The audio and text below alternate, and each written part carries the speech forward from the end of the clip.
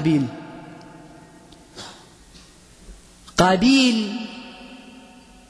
Habil was the older of the two. We find that Adam salamullahi alayhi wanted to transfer the power to one of his sons. So he gave it to who? He gave it to Qabil, right Shaykhna? He gave it to Qabil. Qabil is the older of the two sons, correct? Habil is the older of the two sons. So we find that he gave his power to who? To Habil.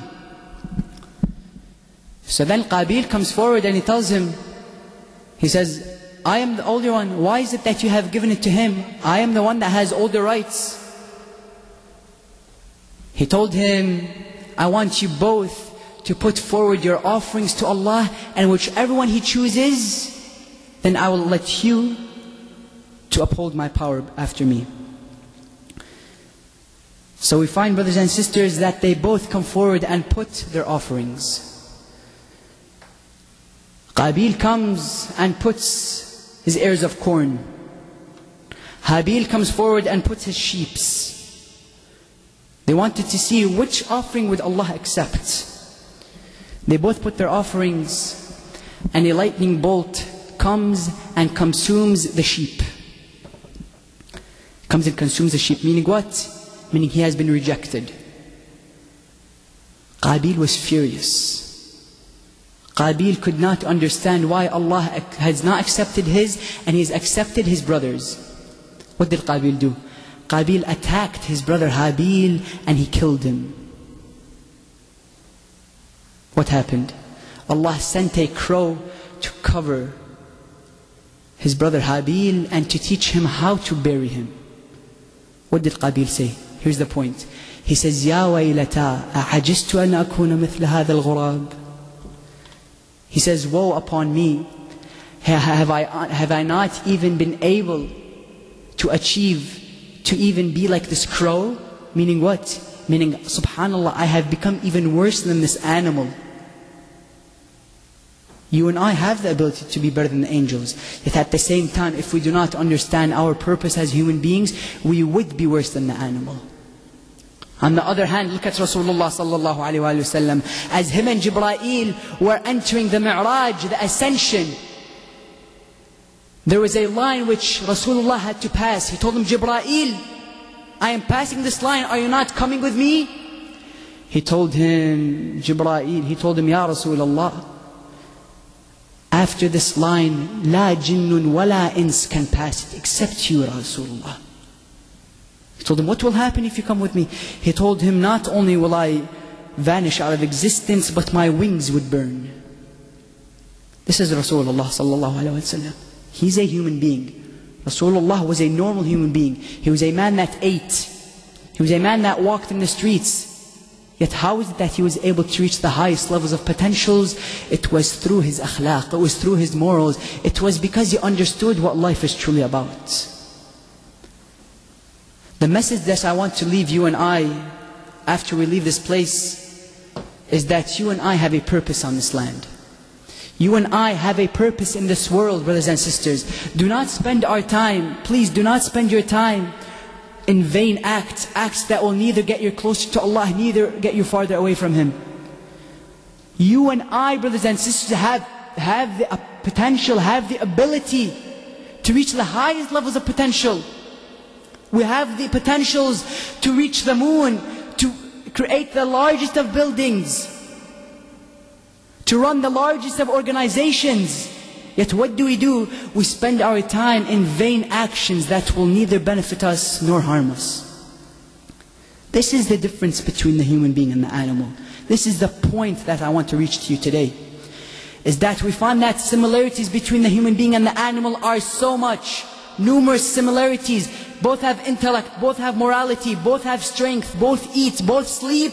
What is the difference? It's the fact that we do not come together when it comes to the purpose of mankind. Allah has said, I have created you for a purpose. Ya bani Adam.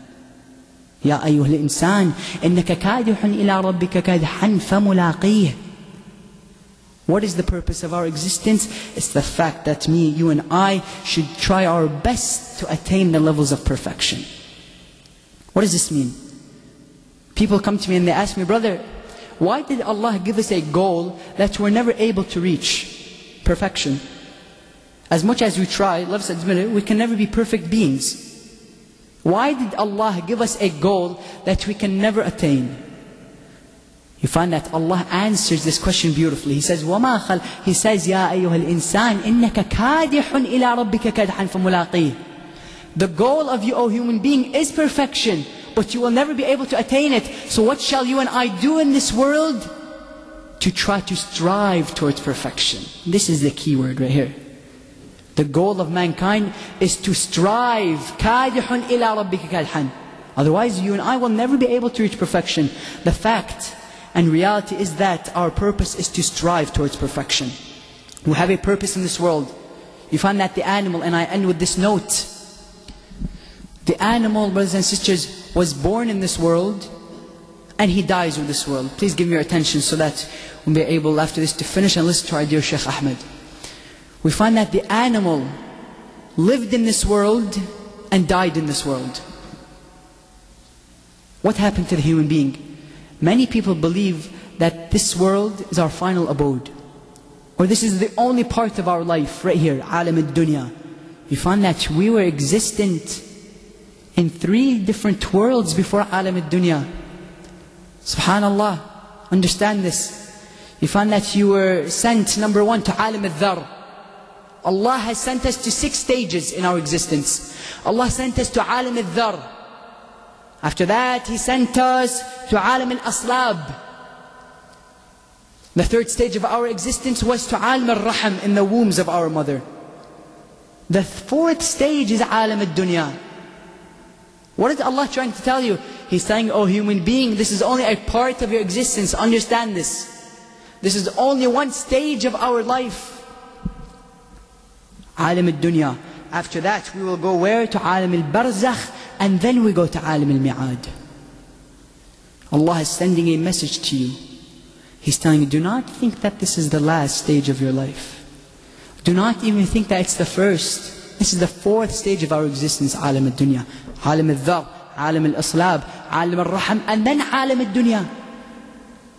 If you study oppression that is happening in our world today, let us be practical. Let us apply this purpose to the world today. If you study what's happening in mankind today, you find oppression, you find terrorism, you find violence taking place. Why do you think that people are power hungry in this world? When you see one country oppressing another, why do you think this is happening? Due to the fact that they don't have certainty that this is only one level, this is only one stage of our existence. I was recently watching a series by the name of The Arrivals.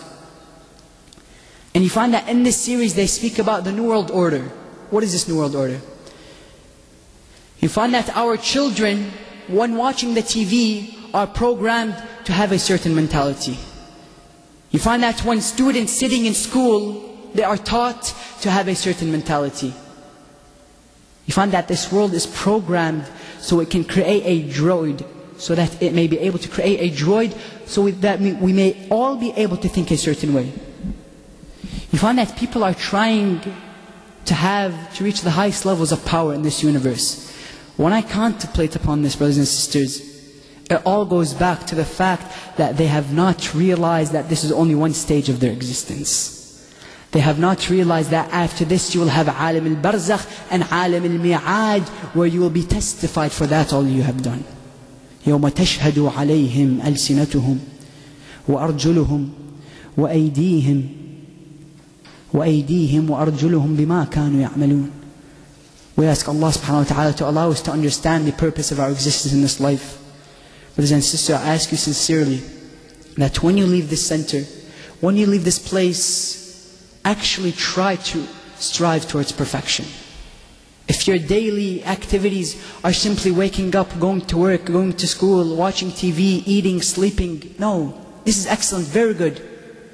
Yet once you have a purpose in your life, you'll find that the mentality of your daily activities will change drastically. once you set this purpose in front of you, once you understand why you have been created, I end with this narration. Amir al-Mu'mineen Salamullahi alayhi says, رحم الله امرئ عرف من أين وفي أين وإلى أين. May Allah have the mercy upon the one who understood where he came from, where he is, and where he is going. On that note, I ask Allah subhanahu wa ta'ala to bless you and to allow us to reach the highest levels of potential and the highest levels of perfection before Allah. Salawat ala Muhammad wa ali Muhammad. Allahumma salli ala